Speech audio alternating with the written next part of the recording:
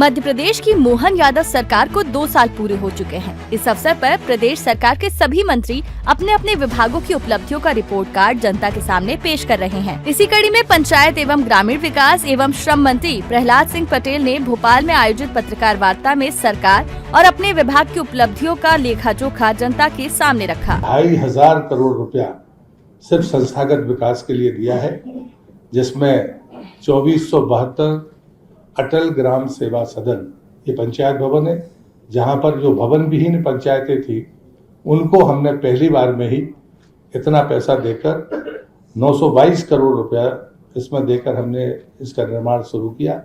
और सौभाग्य की बात है कि दोनों की पहली किस्त प्रधानमंत्री ने स्वयं डाली और वो बनकर तैयार हैं बहुत जगह पर, और बाकी जनवरी तक पूरे हो जाएंगे। फिर 106 अटल सुशासन भवन जनपद के भवन हैं, जो लगभग 5.25 करोड़ की लागत से बन रहे हैं। 557 करोड़ रुपया हमने इसमें खर्च किया है। लेकिन एक बात जो मुझे लगता है कि बतानी चाहिए कि हमारा कोई भी ग्रामीण भवन 2 मंजिला नहीं हो सकता था, क्योंकि वो डिजाइन नहीं होती थी। अब जो भी हमारा पंचायत भवन, जनपद भवन, जिला पंचायत का भवन बनेगा वो 3 मंजिल तक जाएगा। ये उसका सख्त फैसला है। और ये 5 जिला पंचायत के भवन, 4 हमारे नए जिले बने थे और एक दतिया जहां पर भवन नहीं था, हमने 5 जिला पंचायत के भवन लगभग 50 करोड़ रुपया के लिए हमने दिया है।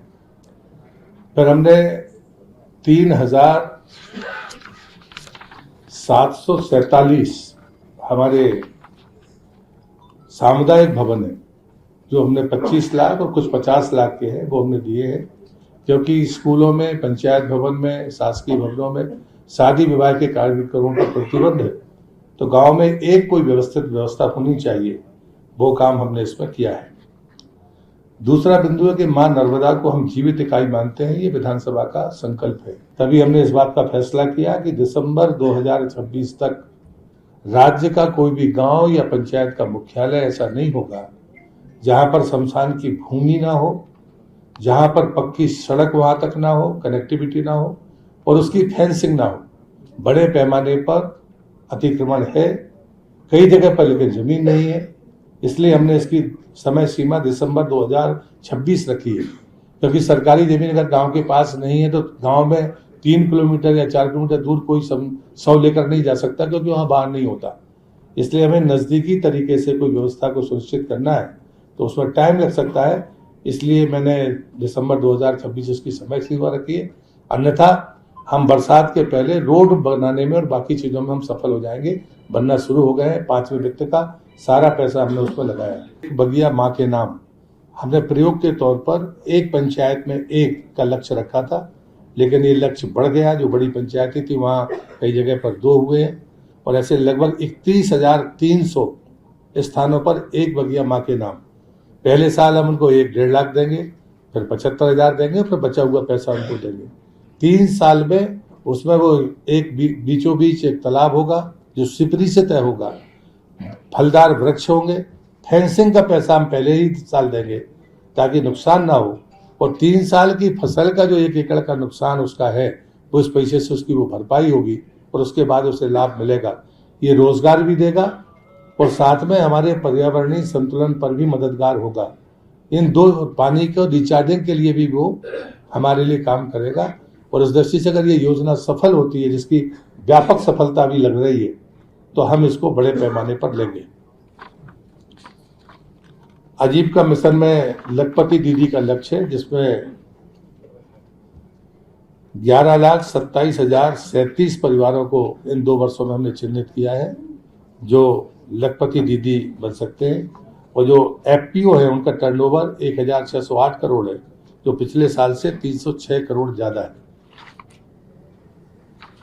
प्रधानमंत्री आवास, अभी पिछले समय में जितने बार हमारा लक्ष्य था उसमें हमने 49,44,346 स्वीकृत किए थे। इसमें 40,82,278 हमने पूर्ण कर लिए। लेकिन जब प्रधानमंत्री आवास योजना प्रारंभ हुई थी तो बहुत सारे परिवार छूट गए थे और उनकी संख्या 27 लाख थी, जिसको आवास प्लस का तकबा दिया गया। और आवास प्लस में से इस साल जो हम बना रहे हैं वो 46,000 हैं जो इस साल निर्मित हो रहे हैं। उसके बाद लगभग 8 लाख बचेंगे तो आवास प्लस की हमारी सूची पूरी हो जाएगी। अगले वर्ष हम इस कोटे को लेंगे। इसमें हमको मार्जिन मनी, हमारा जो अंशदान है वो कम पड़ रहा था, तो हमने अभी सप्लीमेंट्री बजट में 4200 करोड़ रुपया सिर्फ प्रधानमंत्री आवास के अंशदान के लिए लिया है। अगले साल भी हमको ये पैसा एक्स्ट्रा चाहिए होगा, क्योंकि 8 लाख मकान हमें बनाएंगे तब जाकर हम आवास प्लस की सूची पूरी कर पाएंगे। लेकिन प्रधानमंत्री जी ने अभी एक आखिरी अवसर दिया है, उसमें जो लोगों ने पंजीयन कराए वो 62 लाख के आसपास, लेकिन जरूरी नहीं है कि वो पात्र होंगे कि नहीं होंगे। तो उसके बाद वाले तीसरे वर्ष में उन श्रेणी के लोग जिनने अभी तक पंजीयन कराया है उनको हम प्रधानमंत्री आवास योजना के तहत लेंगे। और जो विशेष पिछड़ी जनजाति जनमन आवास की मैंने बात की है, उसमें हम देश में नंबर 1 पर है। 23 दिन में हमने पहला मकान बनाया था, 21 दिन में हमने दूसरा मकान बनाया, कॉलोनी पूरी हुई है।